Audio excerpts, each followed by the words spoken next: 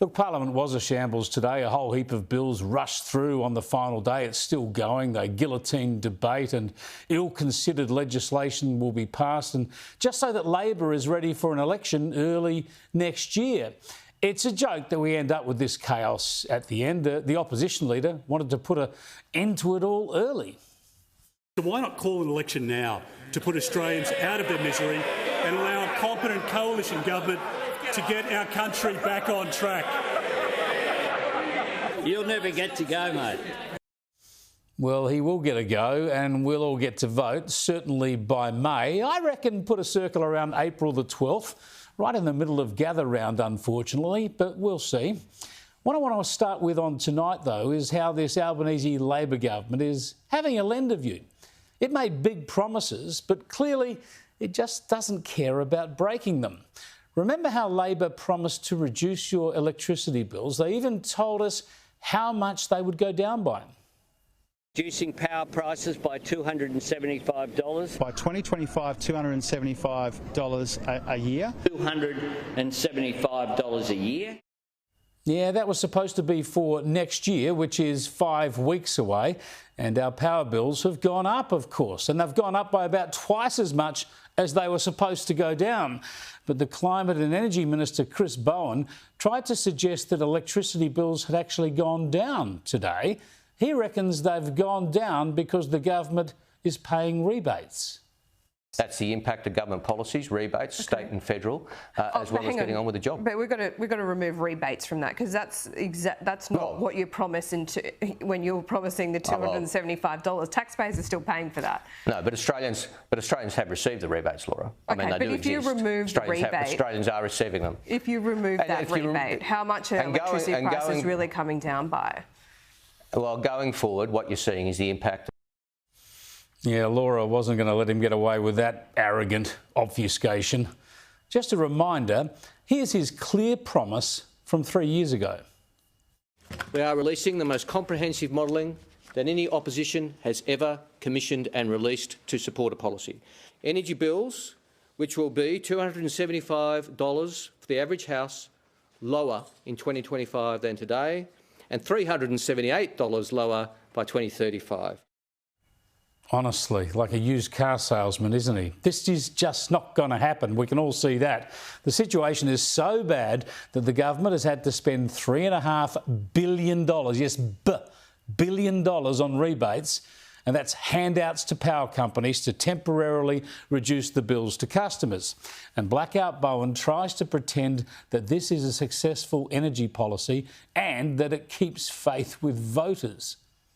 You promised $275 off their bills by now in 2021. That hasn't happened. And we can read all the reports, but the only report people are reading is when their bills go in their letterbox, right? And when they get those energy bills, they're seeing a $75 a quarter rebate from the Albanese government. In some states, they're seeing state rebates. It's artificial, and they're still paying for it. It's their taxes. I don't think people who see it coming off their energy bills regard it as artificial. Oh, it's also funny for him, isn't it? Now, 2 points on that. First, customers are still behind, way behind, paying more than they were before the election, not $275 less. And second, the rebates expire after next year's election. So after the election, electricity bills will spark up again. So just forget anything that Chris Bowen says. His level of smugness far exceeds his ability or his honesty. I mean, when we keep getting caught short of electricity and when we face threats of blackouts right across the coming summer, have a listen to what this minister says. But here's the thing. The least reliable part of our energy grid at the moment is coal-fired power. That's just a statement of fact. That is just arrant nonsense. The only significant reliable energy source in Queensland, in New South Wales and in Victoria now is coal. Coal supplied more than 60% of the power in the national electricity grid yesterday, and it's doing the same today. Coal is the energy source Labor and the Greens have been deliberately forcing out.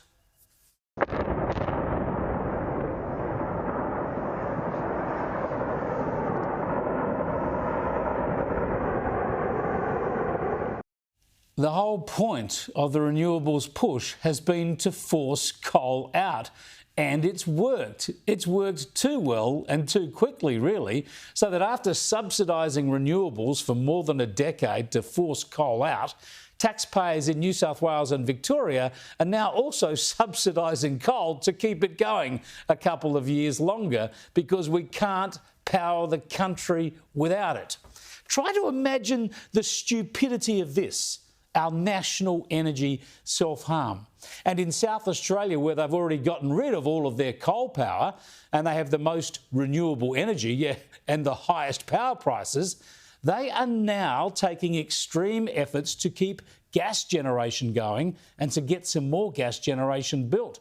Taxpayers will now provide gas power stations with assured revenue to allow owners to start new developments. Yeah, in South Australia, they are now effectively going to subsidise gas so there's something to power the state when the wind isn't blowing.